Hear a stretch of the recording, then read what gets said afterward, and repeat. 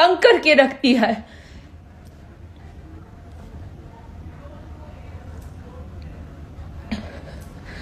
जो मुझे पसंद करते हैं वो पसंद करेंगे, चाहे मैं जहां पे भी जाऊं, जहां भी काम करूं।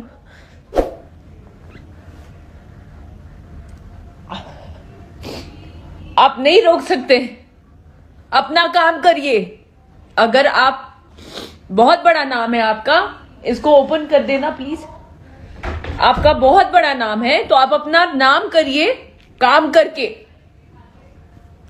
दर्शकों को नकली नाटक, एक पर्दा लगा के ना, चेहरे पे मुखौटा लगा के घूमते हैं आप लोग। रियल बनिए, फेक मत बनिए। ये देखिए, और सिर्फ हमारी भोजपुरी इंडस्ट्री में ये सब छिया लेदर क्यों होता है यार? और भी इंडस्ट्रीज हैं, पंजाबी इंडस्ट्री है, बॉलीवुड है, और भी साउथ की इंडस्ट्री है, कोई भी उसमें इतना छिया लेदर ना, चीपनेस इतना ज्यादा नहीं करता है कि एक दूसरे के पीछे पड़े रहो, इसको ब्लॉक मार दो, उसको रिपोर्ट मार दो, उसका गाना आगे नहीं जाना चाहिए, वो आगे कलाकार नहीं जाना चाहिए।